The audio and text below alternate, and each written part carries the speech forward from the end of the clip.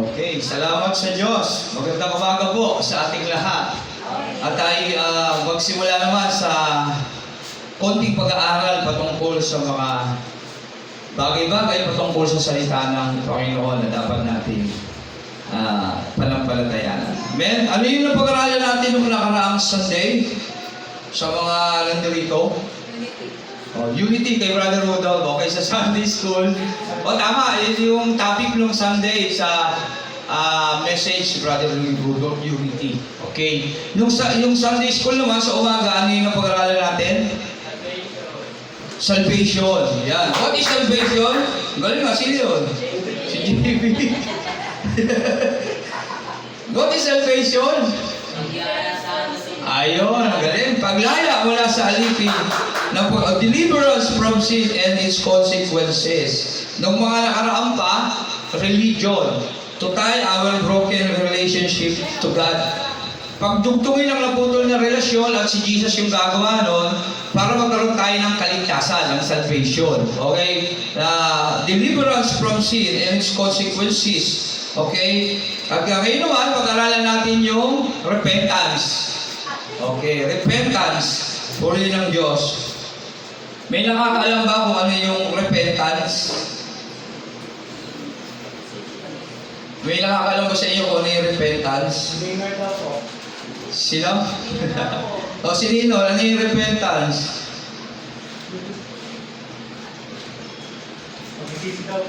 Pagsisisi. Yan, puri ng Diyos. Pagsisisi. Tama, pagsisisi. Okay, repentance. Wala, lapit ko lang, wala. Saan ba yun? Yan, okay, repentance. Yan. What is repentance? Sa Tagalog, pagsisisi. Okay, ito ay galing sa salitang Griego o Greek. Na ano? Sino nakakalam? Sa salitang Griego ng repentance ay metanoia. Sabi ron. Galing sa salitang Griego ng metanoia, ibig sabihin meta, bagong. Tapos noia, isip. Bagong isip, okay? Kapag ikaw ay nag-repent, dapat meron ka lang pagbabago ng isip, okay? Ano yung dapat baguhin?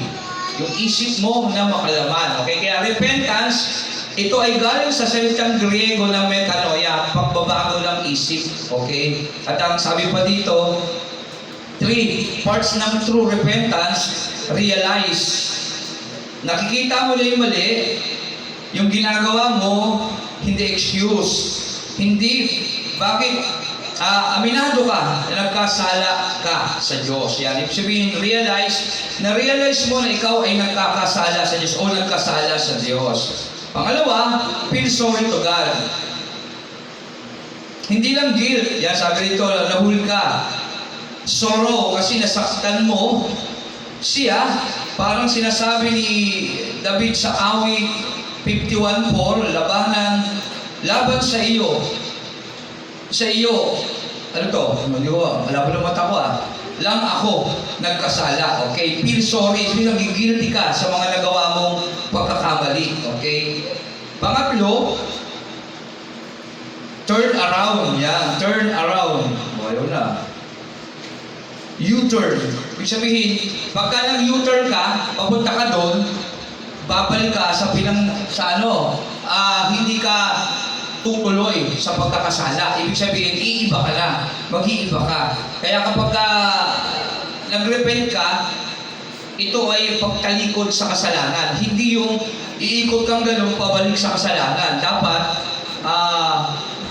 180 degree ang ikot mo. Okay, isang ikot, U-turn. Palayo sa kasalanan. Halimbawa, yan ang kasalanan, iikot ka U-turn, palayo ka na. Hindi ka na pupunta sa kasalanan. Yun yung ibig sabihin ng metanoia. Okay? Na-realize mo na ikaw ay makasalanan, tapos guilty ka sa mga nagawa mong mali. At dahil doon, ikaw ay nagsisisi at tumalikod na sa kasalanan. 180 degree yung ikot mo. Kaya repentance. Dapat, kapag tayo nag-repent, may pagbabagong nangyayari. Okay? At ayun yung katibayan na meron na tayo salvation sa ating buhay. Okay? Bakit kaya? Ano yung nagkakaroon nagkakaroon sa atin, bakit tayo nagkakaroon ng salvation? Kapag ka nagsisi tayo sa ating makasalanan, ano yung nangyayari sa ating buhay? Pag pinagsisiyo mo yung kasalanan mo, tapos binigyan ka ng salvation, ano yung meron sa'yo? Yung Holy Spirit, binibigay ng Diyos sa mga taong nagsisisi at tumatala, gusto tumalikod sa kasalanan, kasi tayo tao, sa totoo lang, hindi talaga natin kaya gawin yung mabuti. Okay? Kaya kailangan natin yung Holy Spirit na binibigay ng Diyos sa atin sa pamamagitan ng ating Panginoong Hesus para siya gagawa ng mabuti na dapat natin gawin. Kasi kung tayo lang, mabibigo tayo, gagamitin natin yung ating kakayahan sa sariling lakas, effort, kakayahan para gawin yung mabuti, magiging religyoso lang tayo nun. Kasi mapupuno tayo ng dahilan. Yan. Kaya tawag doon religion. Magiging religionist person tayo. Pero ang kabutihan dapat, ang Diyos ang gumagawa sa atin, yun yung mabuti. Yun yung higit na nakalulugod sa Diyos. Yung banal na spirito na nasa sa atin, na kayang gumawa ng mabuti para sa atin. Kasi siya lang yung nakakaalam ng mga malalim na kaisipan at damdamin ng Diyos, yung Holy Spirit. Kaya kailangan itong pumasok sa ating mga puso para higit natin maunawaan yung mga bagay na dapat natin gawin. Okay? Kaya sabi ng 1 John 1:19, kung ating babasahin, sabi kanina, 1 John 1:9, basahin natin 1 John 1:9.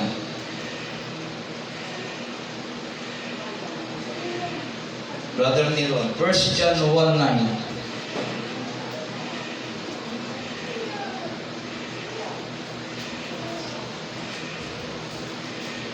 Sabi rito, subalit kung ipapahayag natin sa Diyos ang ating mga kasalanan, maasahan natin patatawarin tayo ng Diyos sa mga ito, at lilinisin tayo sa lahat ng ating kasalanan sapagkat siya ay tapat at matuwid. Kaya pinapakahalaga, nagre-repent tayo, papahayag natin sa Diyos yung ating kasalanan, kasi na-realize mo kanina metanoia, na-realize mo na ikaw ay makasalanan.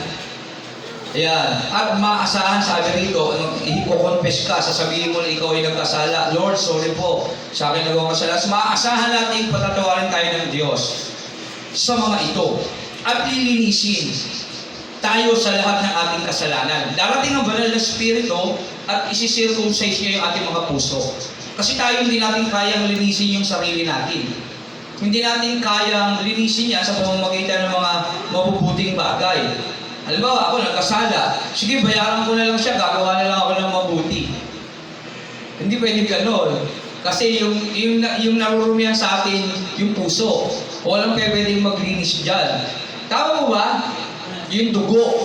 Walang pwedeng maglinis dyan. Tama po ba? Spiritual yan. Okay? Kaya kailangan natin yung Holy Spirit. Isi-circumcise niya yung ating puso. Nang gano'n, magiging kalugod-lugod tayo sa paningin ng Diyos. Okay, maasahan natin, patatawaran tayo ng Diyos sa mga ito at nilinisin tayo sa lahat ng ating kasalanan. Sapagkat siya ay tapat at matuwid. Okay? Yung katuwiran niya, ilalagay niya sa ating puso at magiging matuwid tayo sa paningin ng Diyos. Kaya gano'n ang sistema, gano'n ang trabaho ng Holy Spirit. Nililinis tayo at tinuturuan tayong gumawa ng mga bagay na hindi natin kayang gawin. Kaya napakahalaga ng banal na spirito. Ito yung tatak, nakatibay na talagang tinanggap natin ang ating Panginoong Hesus sa ating mga buhay. Ayan yung tatak na titignan ng Ama sa atin para kilalanin tayo mga anak ng Diyos. Kapag wala yung Holy Spirit, walang saysay yung buhay natin. Sa totoo lang, wala tayong kaligtasan. Kaya napakahalaga nun na dapat natin maunawaan. Kaya sa ating mga buhay, lagi natin ipag-pray, Lord, O God, the Holy Spirit, maghari ka sa aking puso, sa aking buhay. Ikaw ang aking kailangan. Kailangan natin magpasakop sa kanyang paghahari. Kasi pagpapasakop yun sa paghahari ng ating Panginoong Hesus sa ating buhay. At yung banal na Espiritu yun. Si Jesus, nasa sa atin. Kasi yung Diyos natin, Triune God. Okay? Trinity. Naniniwala tayo sa Diyos na Trinity. Triune God. Okay? Merong isang Diyos na merong tatlong persona.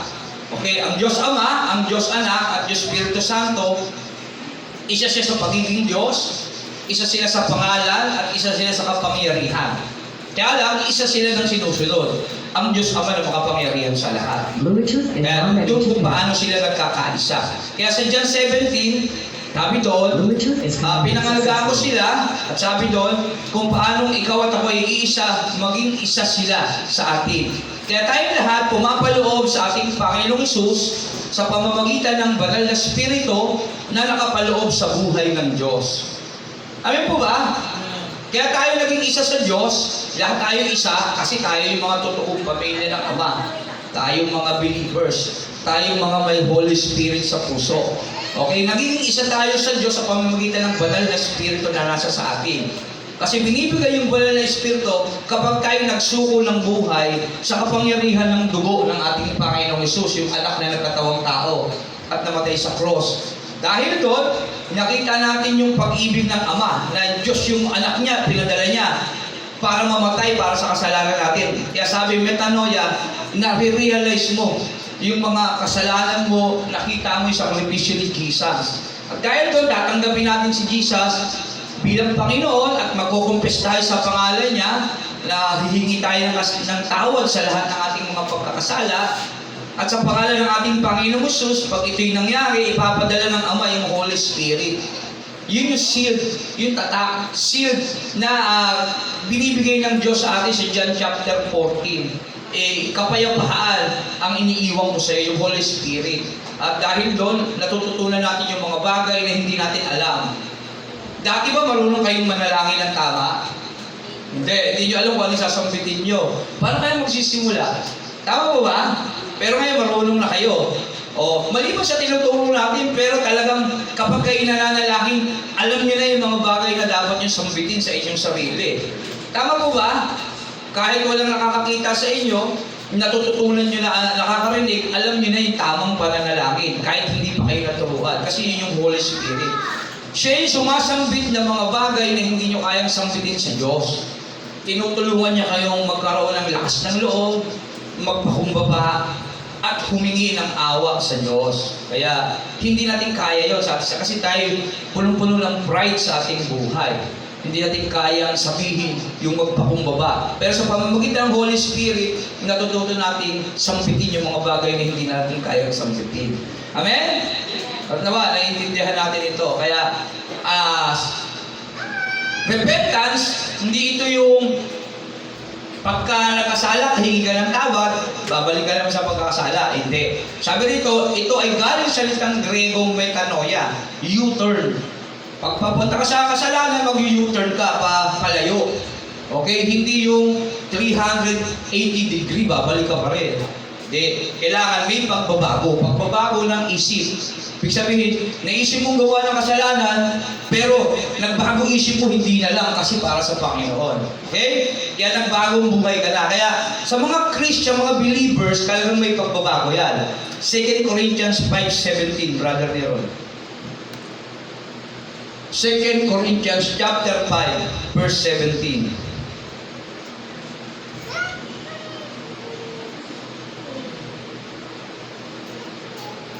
Subalit kaya't kung nakipag-isa na kay Kristo ang isang tao, isa na siyang bagong nilalang. Wala na ang dati niyang pagkatao, sa halip ito'y napalitan na ng bago. Okay, yan ang buhay natin. Kapag tinanggap mo si Jesus Christ ng totoo bilang Hari, Panginoon at Diyos ng buhay mo, at nag-confess ka na, nag-repent ka na sa iyong mga kasalanan, ipadadala niya ang banal na Espiritu. Kaya wala na ang dati niyang pagkatao, sa halip ito'y napalitan na ng bago.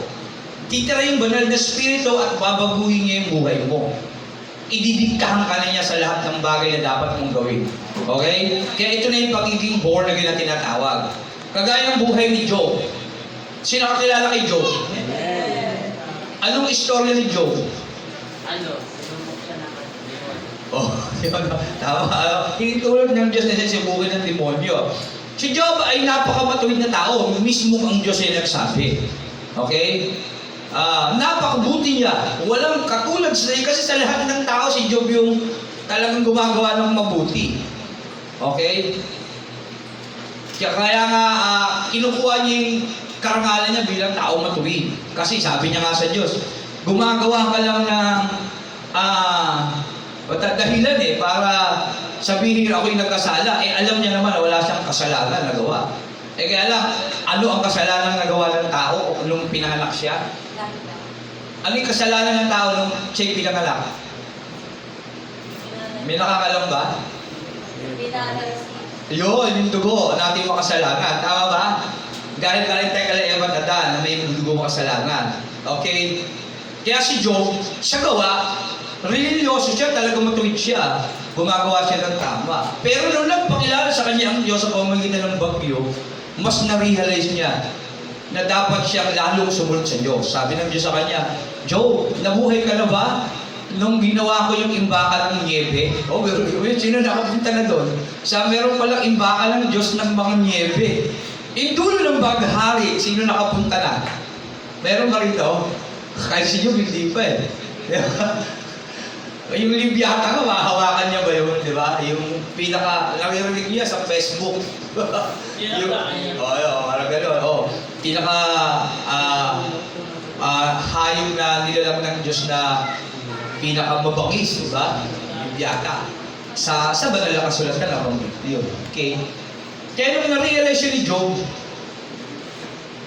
nagpakumbaba siya, nag-repent siya sa lahat ng mga bagay. Salita, inaakala niyang tama sa kanya. Okay? Doon pa lang siya na-born again sa puso't isip ng Diyos. Doon na bago tuluyan ng kanyang buhay. Kaya tayo kapag hindi natin nakikilala pa ang Diyos, Jesus, kung ano yung kahalagahan ni Jesus sa krus, hindi tayo magbabagong buhay. Amen? Ang tanong, sino ba nakakilala rito na kay Jesus? Amen dapat. Okay. Pag nakilala natin si Jesus, doon natin makikilala na talagang ang Diyos ay pag-ibig. At biruin mo yun siya ay Diyos. Isipin nyo lang siya ay Diyos. Ang ganda na ng buhay niya sa langit eh. Tatay mo, hari, Panginoon, pinakamakapangyarihan sa lahat. At kagaya rin siya noon. Bakit ka pa bababa sa lupa para lang sa isang tao walang kwenta?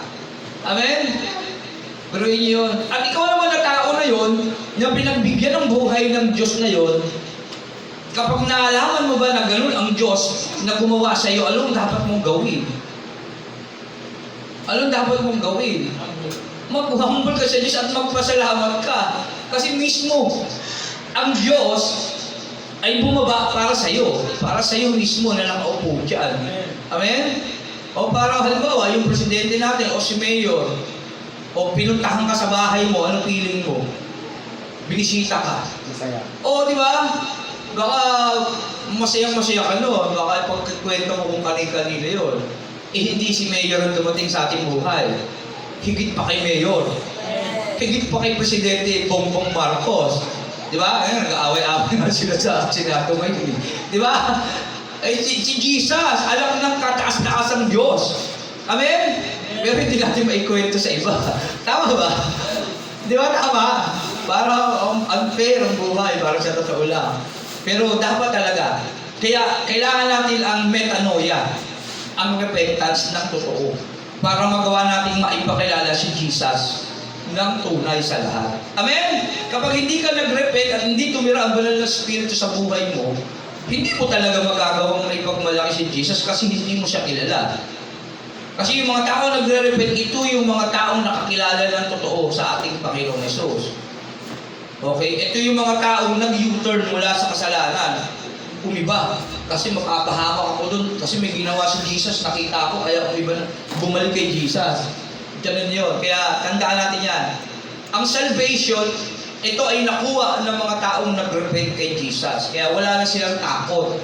Wala na silang pangamba sa bukas na darating sa kanila. Kahit ano pa mangyari sa kanila. Inaasa na nila yung buhay nila sa Diyos. Kasi bakit? Gaya nga ng nagpakilala ang Diyos kay Job, ganun din sa kanila.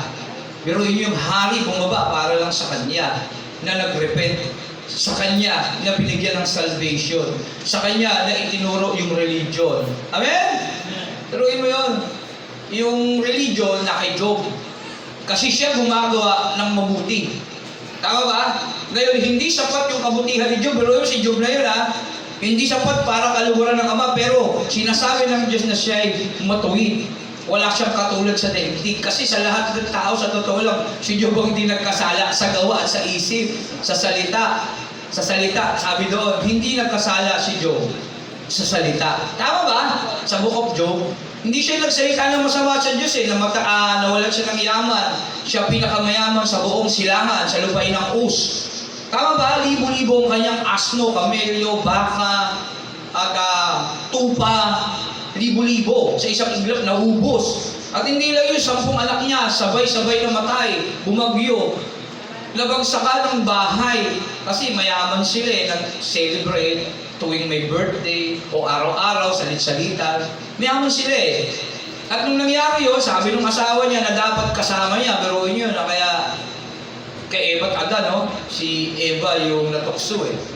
Kaya yung asawa ni Job, nanatili ka pa bang matuwid yung paninindigan mo dyan?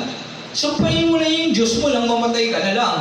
Sabi sa kanya ng asawa niya, pero dapat yung asawa niya, okay lang yan, honey. Mapalalampasan natin yung pagsubok lang yan. Daw, gano'n eh. Sino rin yung asawa kapag, ikaw kasi ang kulit mo eh. Parang gano'n eh, nangyari. Inasakal ka pa eh. Kawawa naman si Job. Masakit din sa kanya yun eh. Anak niya yun eh. Yaman niya yun eh. Tama ba? Gano'n. Kaya nare-realize, oh, Lord naman. Gano'n. Sisipahin ka pa, di ba? Kukurutin ka pa. O gano'n.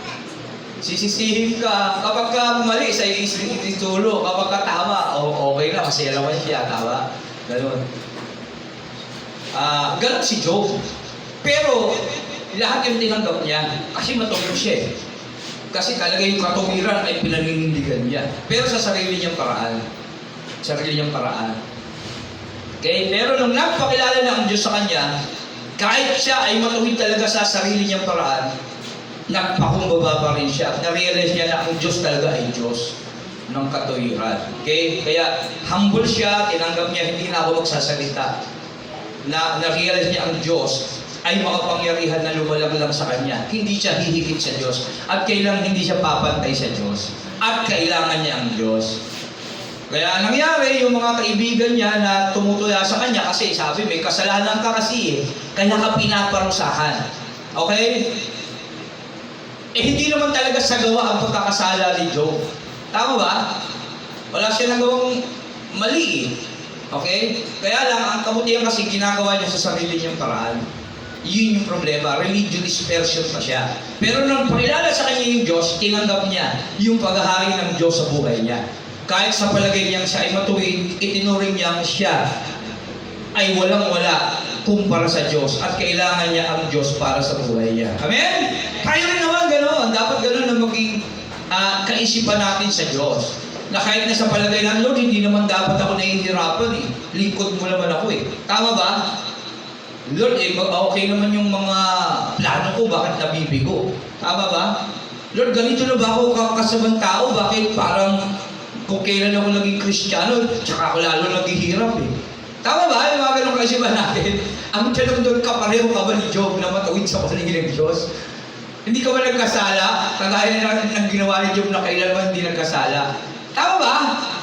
Nakikits niyo po? Ang ibig ko lang sabihin, hindi tayo kagaya ni Job na talagang matuwid. Pero hindi pa rin matuwid sa paningin ng Diyos. Tayo marami tayo nagawang mali. Minsan nga lang tayo gumagawa ng tama eh. Tama?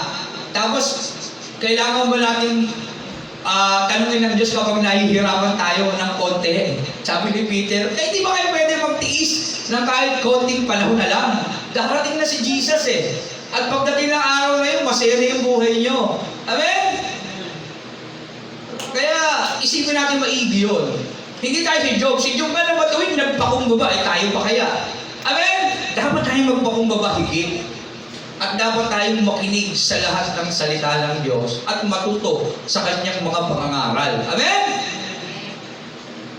Kaya, para yung salvation ay lubusan natin makamtan. Okay? At ang repentance na ating dapat ginagawa at dapat gagawin ay talagang lubusan nating magawa. Kasi ang repentance, ito ay pagtalikod talaga sa kasalanan. Okay? Pagsuko ng ating buhay sa Diyos. Pag-realize ng mga maling nagawa mo at wala ka ng plano pang balikan ito. Okay? Kaya, patalikod, palayo sa kasalanan. Hindi paikot lang. Kasi, turn 380 degree, bumalik ka lang. Dapat, yan, 180 palayo. Yun yung tinatawag na repentance. pagsisisi, pagbabago ng buhay. Kaya hindi ito yung kapag sa Lord, sorry po, tapos bukas na naman, mamaya na naman, gagawa ka na naman. Sarili mo yun. Religion is person ng tawag sa iyo. Pero ang repentance na galing sa Diyos, pag humingi ka ng tawad, oras-oras na realize mo yon at hindi mo na yung binabalikan. Mabalikan mo man yon, ay hindi mo sinasadya yun. Kaya nga may awit, kung alam mo na, hindi ito ang nais ko. Ganun yun, may kanta noon, nung bata pa ako. At kung magkukulang ako, alam mo na, hindi ito ang nais ko. Kasi ang Diyos all-knowing. Alam ng Diyos yung isang bagay na sinasadya mo, at alam ng Diyos yung isang bagay na hindi mo sinasadya. Matalino ang Diyos eh. Tama ba? May tatlong katangian ng Diyos. Omnipotent, omnipresent, tsaka omniscient. Okay? All-knowing ng Diyos. Yung mga bagay na naiisip mo, alam niya na yan. Yung mangyayari sa'yo mamaya, alam niya na yan. Yung bagay na babalakin mo pa lang, o iniisip mo ngayon, alam niya na yan. Kaya ano dapat natin gawin? Mag-repent lang tayo sa Diyos ng mga bagay na sa palagay natin, kailangan natin i-repent sa Kanya. Amen? Upang nang sa ganoon, tuluyan na natin makamtan yung salvation.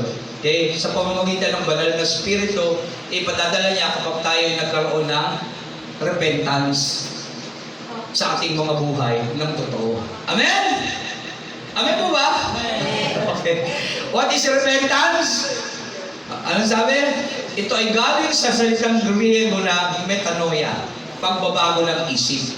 Pagbabago ng buhay, pagbabago ng puso. Kasi pinapalitan yung puso natin ng puso ng ating puso't isip ng ating Panginoong Jesus. Ang tawag doon, pagiging born again. Pamumuhay sa buhay ng ating Panginoong Jesus. Sa puso't isip ng ating Panginoong Jesus. Amen? Nakuha po ba? Repentance means pagiging born again. Pagsisisi, pagtalikod sa kasalanan. Kaya nga sabi ng Roma 12:1, ialay ninyo sa Diyos ang inyong mga buhay bilang banal na handog, buhay at kaaya-aya sa Diyos. Ito yung mga taong nag-repent, nag-aalay ng buhay. Roma 12:2, mag-iba kayo. Kaya karugtong ng 12:2, mag-iba kayo. So, ibig sabihin, nabago na yung isip, mag-iba kayo sa pamamagitan ng pagbabago ng inyong pag-iisip. Iyon na yung repentance, pagbabago. Upang masigit ninyo, basahin natin, Roma 12:2. Roma 12:2.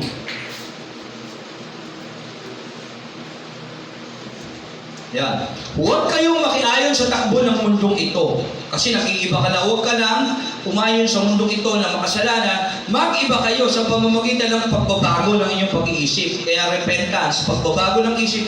Upang, kasi pag hindi nagbago yung isip mo, hindi mo mauunawaan yung kalooban ng Diyos. Upang maunawaan ninyo ang kalooban ng Diyos, kung ano ang mabuti, kalugod-lugod at ganap na kalooban niya. Kasi kapag hindi ka nagbago ng pag-iisip, hindi ka nagrepent sa Diyos, hindi papasayo ang banal na Espiritu. At hindi magpapakilala sa iyo ang Diyos sa pamamagitan ng banal na Espiritu kasi wala nga sa iyo. Ngayon, kapag nagrepent ka, tumalikod ka sa kasalanan, pupunta ang banal na Espiritu at ipakikilala niya ang Diyos. Kasi at banal na Espiritu, ito yung nakakaalam ng pinakamalalim na kaisipan at damdamin ng Diyos. Kaya ipakikilala niya ito sa iyo. Yung mga kalooban niya, ipapaalam niya sa iyo na ikaw naman, tutulungan ka rin niyang gawin yung kalooban ng Diyos sa iyong buhay. Iyon yung role ng Holy Spirit na tinanggap mo bilang katibayan na ikaw ay naging born again. Kaya John 3:3, unless man be born again, he cannot enter the kingdom of heaven. Kaya sabi ng John 3:3, kapag hindi ito nangyari sa buhay mo, hindi tumira yung Holy Spirit sa iyo, hindi ka ligtas, wala kang salvation. Kaya napakahalagang malaman natin yan. Ang kalungkot isipin, marami tayong mga mahal sa buhay na hindi maliligtas kung darating na ngayon si Jesus. Amin po ba? Tama po ba? Ngayon, sino rito yung sure ng ligtas siya? Taas kamay. Amen. Ayaw magtaas ha. Amen. Si Jacob, purilang Panginoon. Yan. Yung mga may Holy Spirit sa puso. Kaya, ang dapat natin gawin, kahabagan natin yung mga taong walang Holy Spirit. At tayo ang gagamitin nun para matutunan din nilang magkaroon ng repentance. Makikilala natin si Jesus sa kanila para magkaroon sila ng salvation sa pamamagitan ng repentance. Amen?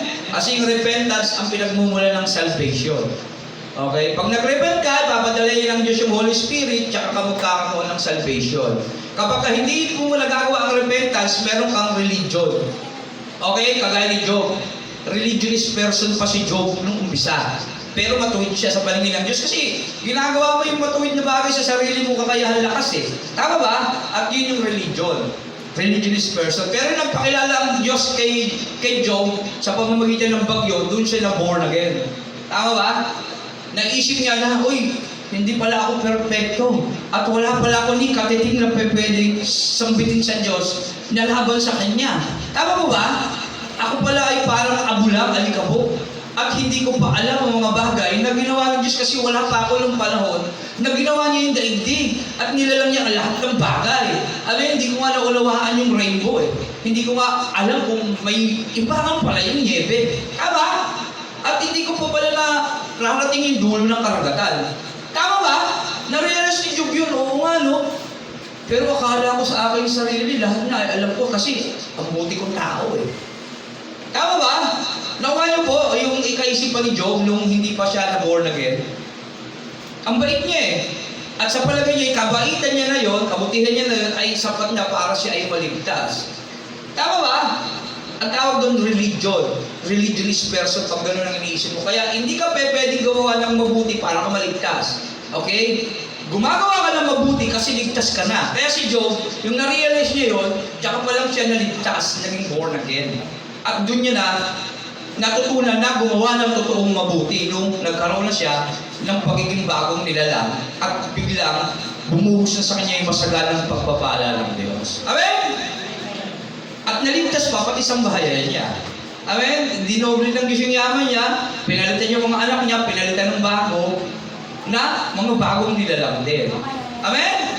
Kaya ganun din sa buhay natin. Kaya tayo ginagawang born again ng Diyos para magkaroon din ng mga tao na mabuborn again na kagaya natin. Kaya yun yung tungkulin natin mga Christian. Amen po ba? Intindihan naman kahit pa. Oo, medyo malalim na. Yan, tandaan natin. Kaya tayo noon, naging religionist kagaya ni Job, pero ngayon nakilala natin si Jesus at nasa ating Holy Spirit, hindi na. Nagkaroon na tayo ng totoong repentance, kaya meron na tayo ng totoong salvation na pwede natin ipamahagi sa iba. Kasi yun talaga ang tungkulin natin mga Kristiyano na tinatawag. Amen? Palampakan natin ang ating Panginoon sa kanyang lahat ng parapalang pagputi. Meron ba kayong tanong? O si Noah, may tanong na yata. May tanong ba kayo? Sino gusto magtanong? Tungkol sa mga napag-aralan natin sa repentance. Okay? Ano uli yung repentance? Sister Gila. Pagtalikod. Yan. Pagtalikod mula sa kasama. Pagbabago isip. Yan, metanoia. Galing sa salitang Griego, metanoia. Pagbabago ng isip. Yan, pagiging born again. Yan yung sa madaling salita. Isi-circumcise kasi ng banal na spirit yung puso natin na magiging bagong nilalang tayo. Amen? Kaya sa karagdagan, next week, agahan pa natin, marami pa tayo matututunan. Una, religion. Ano yung religion? To tie our broken relationship. At ang totoong religion, si Jesus yon. Dapat magkaroon ka ng relasyon kay Jesus. Pangalawa, salvation, deliverance from sin and its consequences. Pinalaya na tayo ni Jesus mula sa alipin ng pagkakasala at sa mga sumpa, sakit at karamdaman. Kaya tayo magaling na. Meron ka ng bagong nilalang na pagkatao na patuloy na nababago dapat. Okay? Tanda natin yan. Dito lang tayo mahirap sa lupa. Meron tayong totoong tahanan sa langit at doon mayaman tayo. Malakas tayo doon. Kasi pag pinalitan yung katawan, panlangit yung lupa natin, malakas, sabi ng Thessalonian. Mahina na katawan, papalitan ng malakas. Nabubulok na katawan, papalitan ng hindi nabubulok. Amen? Kaya ganoon ang ating magiging sistema. Kaya kahit tayo nahihirapan, may mga karamdaman na iniindang ngayon, hindi mo dapat yung dibdibin kasi hindi mo yung totoong katawan. Amen? Ang totoong katawan natin ay sa Diyos. Amen? At pagdating ng panahon, maaangkin na natin yon. Amen po ba? Kaya magpatuloy tayo sa ating buhay na tinatahak ang pagiging Kristiyano o pagiging born again. Pero dapat totoo yung pagiging born again natin. Kasi pag hindi tayo na born again, tayo maliligtas. Amen? Kaya yun, religion, total our broken relationship to God, salvation, paglaya mula sa kaalipin ng pagkakasala. It is finished na ganap na hindi na tayo makasalanan. Nililin lang tayo ng Diablo, hindi makasalanan ka po rin. Tapos nagigilty ka na, hanggang sa bumagsak ka na. Lord, hindi na yata ako magbabago, ganito na lang yata ako habang panahon. Huwag na huwag mong mag-iisip yan sapagkat hindi tayo ginawang kalunan ng Diyos. Amen? Pinagtagumpay niya na tayo. Kaya kapag ikaw ay nagkakamali, natutumba minsan, bumangon ka, Lord, sorry po, at tulungan mo ako, banal na Espiritu na nasa sa akin. Nawa, magawa ko ang kabutihan na dapat kong gawin sa pangalan ni Jesus. Amen? Amen? Huwag tayo magpadaig, daigin natin ng mabuti ang masama, sabi ng Bible. Huwag kayong magpapadaig sa masama, kundi daigin ninyo ng mabuti ang masama. Ang mabuti, yung tumatawag ka sa Diyos. Walang ibang mabuti kundi ang Diyos. Kahit si Jesus, tinuturo ang Diyos. Mabuting guro. Bakit mo ako tinatawag na mabuti? Sabi ni Jesus ang mayaman. Ang Diyos lang ang mabuti kasi ang Diyos lang ang kanyang sinusunod. Tayo rin naman, kapag tayo nanghihina, tumawag tayo sa Diyos na mabuti para gawin niya tayong mabuti. Amen? Huwag natin gawin yung mabuti sa ating sarili. Ay, baka ito yung gusto gawin ng Diyos na gawin ko. Tama, ay, nag-vision sa akin sa panaginip. Baka pagod ka lang, kaya ka na nag-vision. Basa ng Bible. Lord, tulungan mo kung makita ko ang mensahe mo. Basa ng Bible, ay, ito pala yung mabuti. Ang Diyos ang nagsabi, Lord. Amen? Kasi binabasa mo sa Bible. Pero yung mag-create ka, baka ito kasi tama. Kasi, okay naman eh, makakatulong naman ito sa kapatiran eh. Tama ba? Meron naman kami anniversary sa July 5. Sunday, tatrabaho ko para pag kumita, dadagdag ko naman sa sa funds ng anniversary. Problema, hindi utos ng Diyos yun eh. Tama? Oo, makukuha mo yung financial yun, pero may halaga ba yun para sa Diyos? Obedience is better than sacrifice. Amen? Tama mo ba? Tandaan natin palagi yan. Kaya, sumunod tayo sa Diyos, huwag tayo tumulad sa pagkakamali ni David. Pero, tularan natin si David kung paano siya nadapa, muli siyang bumangon. Dahil alam niya, sa kanyang sarili na siya nagkamali. At hindi siya, hindi niya naninisi ng tao, kundi inaamin niya yung pagkakasala niya at bumabangon para humingi sa Diyos ng kapag-awa at muli siyang kilalanin bilang anak. Kaya ang tawag sa kanya, puso sa likod ng Diyos. Amen?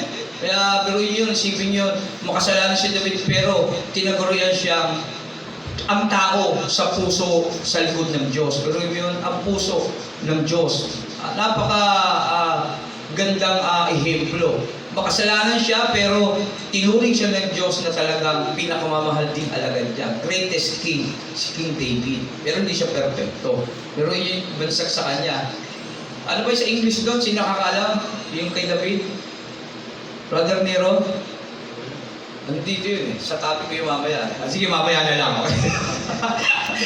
Hindi topic natin mamaya eh. Kaya yun, kaya isipin natin yun.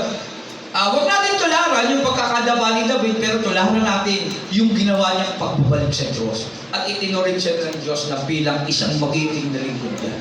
Amen? Kaya purihan pala mga natin ng Panginoon sa kanyang lahat ng paralan ng Panginoon. Metanoia, repentance, pagtalikod sa kasalanan. Amen? Sige tayo manalangin. Lord, salamat po sa oras na ito. Kami, Panginoon, ay tinuruan mo ng ilang mga aralin na dapat namin laging naalala at daladala sa aming buhay upang makapagpatuloy kami. Lalo na ngayon, Panginoon, na napakalapit walang bumalik.